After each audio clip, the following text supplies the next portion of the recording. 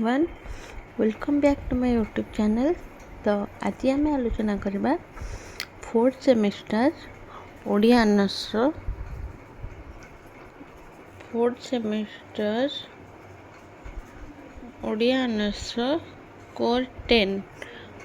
10 जोटा कि रही आजिर मनीष उपन्यासर आर लेखक कालिंदी चरण पाणिग्राही विषय आर आम सिलेक्टेड लॉन्ग क्वेश्चन कौन रही देखा। तो चलतु आरंभ करवा। तो ये मुझे कही रखुच्छी जो मैंने आम चैनल को नुआ कर आसवे से मैंने आम चैनल को सब्सक्राइब करने आउ सांगसाथी मान को शेयर करने है। तो चलतु आरंभ करवा।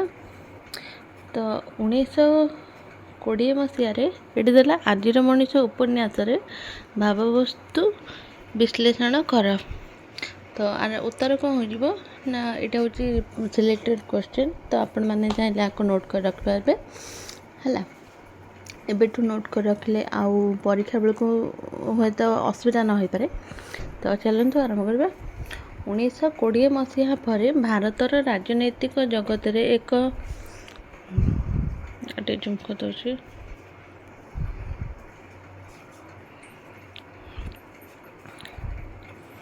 राजनैतिक जगत रे एक तुमुल आलोचनार सूत्रपात होइथिला। भारतर स्वाधीनता संग्राम रे गांधीजींकर अहिंसा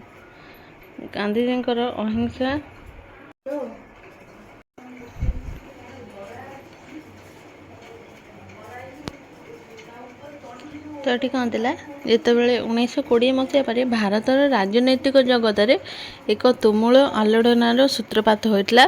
भारतर स्वाधीनता संग्राम रे गांधीजींकर अहिंसा और असहयोग आंदोलन रे ओडिशार जनजीवन को बेस प्रभावित करथिला।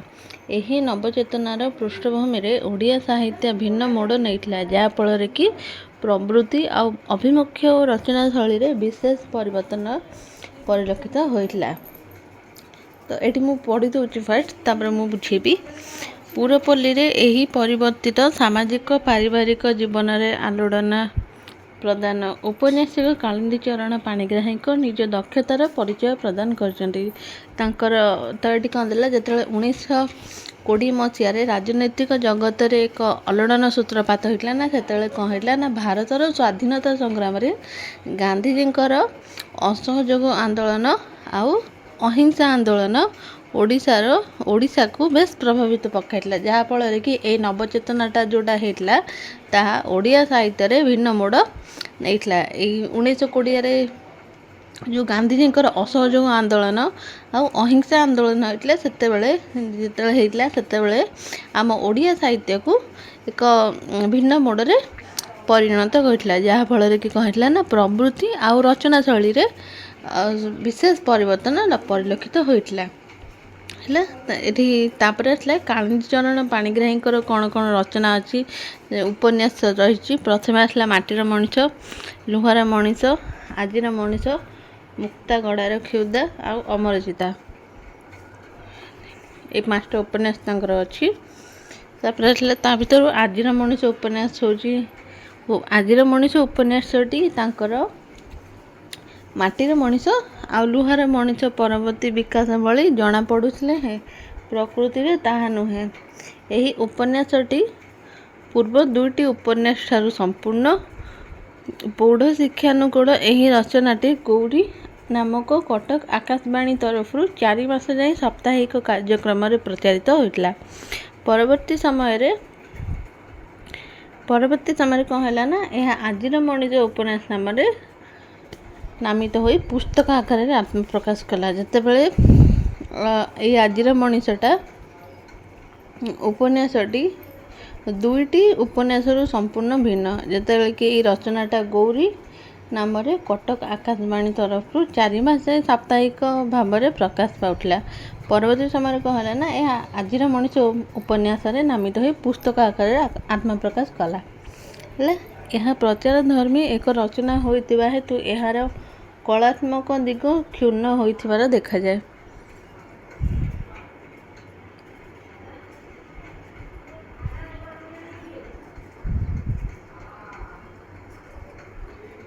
तो तापर आसला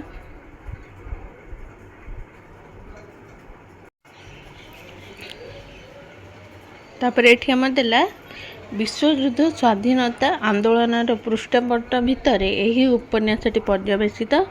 स्वाधीनता परवर्ती समाज रे मनीषर मानसिकता विभिन्न अभावबोध को आधार कर उपन्यासटी गतिशील होती। आदिन मनीष उपन्यासटी जोटा तार लेखक थे कालीचरण। समाज को परिवर्तन कर स्वप्न नहीं IFL देवार अवसर विवाह करने इच्छा प्रकाश करिसेंती। शेष नयनगढ़ अभिजात्यपूर्ण दल बेहेरा परिवार रे कन्या सावित्री को विवाह करिछि। दिवाकर वाक्यवीर समाज संस्कार पर अनेक योजना करथिले मध्य ताको से कार्य परिणत करि पारे नाही। मनरे जमाट बंधा अंधविश्वास सरव्य होई जीवन को मध्य हलाहलमय करिछि। तो ये अन्यतम चरित्र होचंती दिवाकर। IFL जिते अवसान होती से बह करने इच्छा प्रकाश करछंती। तापर कौन है ना नयनगढ़ अभिजात पुण्य दल बेहेरा कन्या सावित्री को से बह करथिले। तांको मनरे जमाट बंधा अंधविश्वास सरव्य होई निज जीवन को मध्य से हलाहलमय करथिले। ससुर घर दोष दुर्बलता से निज स्त्री उपर आरोप करिसेंती। स्वामी स्त्री भितर मतांतर घटू से कलिकता पलाइछंती। हेले सेठी मध्य से स्थिर होई पारि नाही। एटा स्थिर हला स्थिर होई रही पारि नांती। पुनश्च निज गाँ को फेरी आछंती। सावित्री निज बाल्य संगिनी गौरी। एठी चरित्र उपन्यास नाटक हो फर्स्ट तांकर मुख्य चरित्र गण केते कौन थिले से सब मन रखिए। ये गोटे चरित्र आसला दिवाकर ना फर्स्ट आसला दल बेहेरा तापर आसला दिवाकर आउ थर्ड रे आसला हमर जहाँ को विवाह करले सावित्री तापर आसले गौरी। ये चारोटी चरित्र मन रखिए। सहायता गौरी सहायता सावित्री निज बाल्य संगिनी गौरीर सहायता ग्रामर उन्नति पाए विविध संगठन कार्य जोग देइछंती। एति गला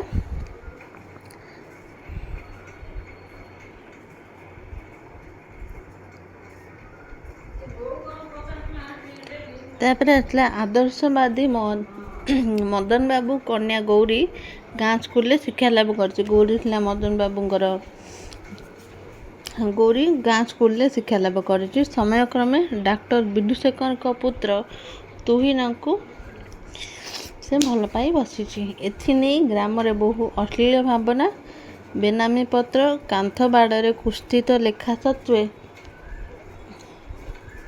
तांको भल पाइबाटा अटूट रही। 1941 मसीहा संगठित युद्ध रे विदुशेखर डॉक्टर भाव जोग देइछंती। बर्मा सीमांत आजाद हिंद फौजर योगदान करी देश मातृकर सेवा करू करू से मृत्युवरण करछंती। तापर पर कौन है ना तुहिन अकाल वियोग गौरी पाई दुर्दने डाकी आनी। फल शाशु आ नणंद गंजणार जर्जरित गौरी देश सेवा को परम व्रत भाव ग्रहण करले। गाँ स्कूल जितेबाला से शिक्षकता लाभ करुले से आधुनिकतार परिपंथा ग्रामवासी एक चक्षुशील होइछि। गौरीर सहायता सावित्रीर उजुड़ा संसार पुणी हसी। जितेबाला कि दल बेहेरा जितेबाला एकत्र सावित्री सहित पारिवारिक संपर्क करते से कौन है ये कौन देला तापर आसला उपन्यासर मुख्य चरित्र होचंती दिवाकर। मुझे पूर्व कहली उपन्यासर मुख्य चरित्र होची दिवाकर दास। प्राचीन भावधारा परिपंथी जड़े संस्कार धर्मी युवक। जाति प्रथार उच्छेद अवसन्न विवाहर से पक्षपाती। पितांक निर्देश क्रमे अभिजात्यपूर्ण दल बेहेरा परिवार कन्या सावित्री को विवाह करले मध्य सांसारिक जीवन सुखमय होई नाही। सावित्री स्वामी दिवाकर को साहाय्य सहयोग करना बरं से कौन करचनी ना शक्ति सामर्थ्यहीन पुरुष विवाह करने उचित नुहे बोली से आक्षेप प्रकाश करछंती। पत्नी वंशर कलंक आ कुसंस्कार को नहीं से सर्वदा चिंतित दिवाकर कठोर भाषा जवाब देते हाँ सावित्री ଖୁବ୍ ଶକ୍ତି ସାମର୍ଥ୍ୟ ମୁଁ ଦେଖିଛି। ବାପାଙ୍କୁ ମାରି ଶକ୍ତି ସାମର୍ଥ୍ୟ ସାହସ ଶିଖାଇବା ଯେଉଁ ଘରର ଆଦର୍ଶ ସେଇ ଘରୁ ତୁମେ ଆସିଛ। ଏଇଟା ଦିବାକର ଯେତେବେଳେ ସାବିତ୍ରୀ ଯେତେବେଳେ ଦିବାକରଙ୍କୁ କହିଛନ୍ତି, ସେତେବେଳେ ଦିବାକର ଏ ଭାଷା ପ୍ରୟୋଗ କରିଛନ୍ତି। ସେ ବଂଶର ରକ୍ତ ତୁମେ ଦେହରେ, ତୁମେ ଜେଜେ ଗୋସାପ ଯେମିତି ସଂସାରରେ ଧର୍ମ ପାଳିଥିଲେ ମୁଁ ସେମିତି ଧର୍ମ ଶିଖି ନାହିଁ। 2ଟି ସନ୍ତାନ ପରେ ଯୁକ୍ତି କଳହ ଓ ବିବାଦ ମଧ୍ୟରେ ଦାମ୍ପତ୍ୟ ଜୀବନ ସୁଖମୟ ହୋଇନାହିଁ। ତଥାପି ସେହି ଜୀବନ କାମ୍ୟ, ସେ ଜୀବନକୁ ଅସ୍ୱୀକାର କରିହେବ ନାହିଁ। ହେଲା, ତାପରେ ଆସିଲା ଉଷା ସହିତ କଥାବାର୍ତ୍ତା ହେଲାବେଳେ ଦିବାକର ଏହା ପ୍ରକାଶ କରିଛନ୍ତି ଯେ ଯେଉଁଥିରୁ ଏହି ଚରିତ୍ରଟି ଏକ ମହନୀୟ ଦିଗ ପ୍ରକଟିତ ହୁଏ। ଦିବାକର କହିଛନ୍ତି ଯେ ଆମେ ରାମାୟଣ ମହାଭାରତ ଯୁଗର ମଣିଷ ନୋହୁଁ, ଯେ ଆମେ ଆଜିର ମଣିଷ। ହୁଏତ କେବେ ଆମକୁ ନୂଆ ଜୀବନ ଖୋଜିବା ପାଇଁ ପୁଣି ସେହି ରାମାୟଣ ମହାଭାରତ ଯୁଗକୁ ଫେରିବାକୁ ପଡ଼ିବ। ଏଠି ଦିବାକର କହିଛନ୍ତି, ତାହା ବୋଲି ଆଜିକୁ ଆମେ ଏଡ଼ି ଦେଇ ପାରିବା ନାହିଁ। କାଲିଠାରୁ ପଛେ ଆଜିଟା ଯେତେ ଅସହ୍ୟ ହେଉ, ମୃତ୍ୟୁଠାରୁ ପଛେ ଜୀବନଟା ଯେତେ ଭୀଷଣ ତାହାରି ଆଡ଼କୁ ଯିବାକୁ ହେବ। ସମୟକୁ ସବୁବେଳେ ସ୍ୱୀକାର କରିବାକୁ ହୁଏ। ଏହା ହିଁ ଦିବାକର ଚରିତ୍ରର ବୈଶିଷ୍ଟ୍ୟ। ଏଠୁ ଏତିକି ଥିଲା ଦିବାକର ଦାସଙ୍କର ଚରିତ୍ର। ତାପରେ ଥିଲେ ଦିବାକର ଦାସଙ୍କ ପତ୍ନୀ, ଯିଏକି ଥିଲେ ସାବିତ୍ରୀ, ରକ୍ଷଣଶୀଳ ଆଉ ଗୃହିଣୀ। ପ୍ରଥମେ ସେ ସ୍ୱାମୀଙ୍କୁ ସମାଜ ମଙ୍ଗଳ କାର୍ଯ୍ୟରେ ସାହାଯ୍ୟ କରିନାହାନ୍ତି, ତାର ପ୍ରତ୍ୟେକ କାର୍ଯ୍ୟରେ ଘୋର ବିରୋଧ କରିଛନ୍ତି। ଦିବାକର ଦାସ ଯେଉଁଭଳି କାର୍ଯ୍ୟ କରିଥିଲେ ତାଙ୍କ କାର୍ଯ୍ୟକୁ ସେ ସାହାଯ୍ୟ କରିନଥିଲେ ଆଉ ତାଙ୍କ କାର୍ଯ୍ୟରେ ସେ ବିରୋଧ କରିଥିଲେ। ସ୍ୱାମୀଙ୍କୁ ପରିବାର ଭିତରେ ଆବଦ୍ଧ ରଖିବାକୁ ସର୍ବଦା ଚେଷ୍ଟା କରିଥିଲେ। ଫଳରେ କ'ଣ ଥିଲା ନା, ଦିବାକର କଲିକତା ଚାଲିଯିବା ପରେ ସେ ଧୈର୍ଯ୍ୟ ହରାଇ ନାହାନ୍ତି। ପିଲାମାନଙ୍କର ଦାୟିତ୍ୱ ନେଇଛନ୍ତି ସାବିତ୍ରୀ। ଗୌରୀ ସହିତ ମିଶି ଦେଶ ହିତକର କାର୍ଯ୍ୟରେ ନିଜକୁ ନିୟୋଜିତ କରିଛନ୍ତି। ତାପରେ ଥିଲା ଏହି ଉପନ୍ୟାସରେ ଗୌରୀ ଏକ ଆଦର୍ଶ ପ୍ରେମିକା ତଥା ପରୋପକାରିଣୀ ଚରିତ୍ର। ତ ଏଠି ଚରିତ୍ର କ'ଣ କହିଲି, ଦଳ ବେହେରା, ଦିବାକର ଆଉ ସାବିତ୍ରୀ, ଗୌରୀ, ସାବିତ୍ରୀର ବନ୍ଧୁ ଗୌରୀ। ଦାରିଦ୍ର୍ୟ ତଥା ଅଭାବ ଅନଟନ ଭିତରେ ଗତି କରି ଏହି ଚରିତ୍ରଟି ଜୀବନ ସହିତ ମୁକାବିଲା କରିଛନ୍ତି। ସେହିପରି ଉଷା, ଯିଏକି ଉଷା ଚରିତ୍ର ମାଧ୍ୟମରେ ଔପନ୍ୟାସିକ ଆଜିର ମଣିଷ ସ୍ୱରୂପକୁ ଚିହ୍ନାଇବାକୁ ଚେଷ୍ଟା କରିଛନ୍ତି। ଏହି ଆଜିର ମଣିଷରେ ଜୀବନଟା ଯେ ପାଣି ସୁଆଣ ଭଳି କେତେ ଖାଲ ଢିପ ଡେଇଁ କେବେ ପୁଣି ଆଉ କେତେ ସୁଖରେ ମିଶି ଏକ ହୋଇଯାଏ, ତାପରେ ଖଣ୍ଡେ ଖଣ୍ଡେ ଦୂରେଇ ଯାଏ ଫାଙ୍କା ହୋଇ ପୁଣି ନିଆରା ରାସ୍ତାରେ। ସବୁ କ'ଣ କେବେ ହେଲେ ଖୋଲା ଖୋଲି କହିହୁଏ କି? ତେବେ କ'ଣ ଏହି ସମାଜ ଆଉ ଭଦ୍ର ହୋଇ ରହିବ? ପ୍ରକାଶ କରିଦେଲେ ଯେ ସମସ୍ତେ ଆମେ ଅପରାଧୀ ହୋଇଯିବା। ଜୀବନକୁ ଅତି ନିକଟରୁ ଦେଖି ଉଷା ଯେଉଁ ମନ୍ତବ୍ୟ ଦେଇଛନ୍ତି ତାହା ଯେତିକି ବାସ୍ତବ୍ୟ ସେତିକି ମର୍ମସ୍ପର୍ଶୀ। ତ ଆଜି ଥିଲା ଆଜିର ମଣିଷ ଉପନ୍ୟାସର ବିଷୟବସ୍ତୁ। ତ ଆଜି ପାଇଁ ଏତିକି, ରହିଲି, ନମସ୍କାର।